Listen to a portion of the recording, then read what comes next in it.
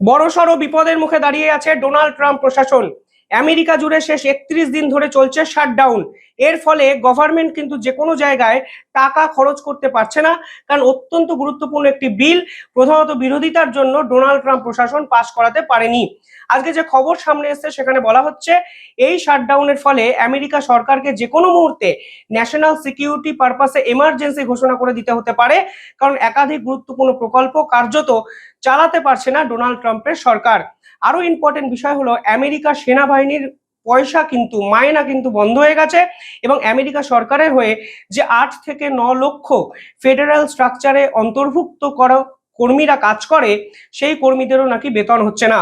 সব থেকে ইম্পর্টেন্ট যে প্রকল্প বন্ধ হয়ে গেছে তার নাম স্ন্যাপ, যার পুরো কথা সাপ্লিমেন্টাল নিউট্রিশন অ্যাসিস্ট্যান্ট প্রোগ্রাম, যেখানে ছোট ছোট শিশুদের সাহায্য করা হতো সরকারের পক্ষ থেকে।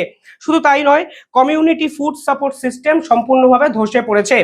আমেরিকা সেনাবাহিনীর মায়না দেওয়ার জন্য এই মুহূর্তে ডোনাল্ড ট্রাম্প প্রশাসন বিভিন্ন দপ্তর থেকে $5.3 বিলিয়ন অ্যালট করেছে।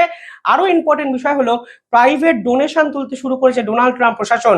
বিভিন্ন জায়গায় রিপোর্টে এসেছে যে $130 মিলিয়ন প্রাইভেট ডোনেশন বাবদ কালেক্ট করা হয়েছে শুধুমাত্র সেনাবাহিনীর পয়সা দেওয়ার জন্য। আর এখানেই শুরু হয়েছে নতুন বিতর্ক। সরকারি একটি দপ্তরকে চালানোর জন্য একটি সরকার প্রাইভেটলি ডোনেশন কালেক্ট করতে পারে নাকি, সেটাই এই মুহূর্তে সব থেকে বড় প্রশ্ন।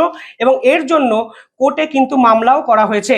সেনাবাহিনী ছাড়াও মেডিকেল সেক্টর, সেনাবাহিনী ছাড়াও VIC sector, school meal programme, research oriented grants এবং ট্রান্সপোর্ট এবং সেফটি সেক্টরেও কিন্তু বন্ধ হওয়ার মুখে। অর্থাৎ ঘরে বাইরে প্রবল বিতর্কের মুখে ডোনাল্ড ট্রাম্প। কিভাবে ডোনাল্ড ট্রাম্প এই অবস্থাকে মোকাবিলা করেন তা জানার জন্য আরো কিছুদিন অপেক্ষা করতেই হবে।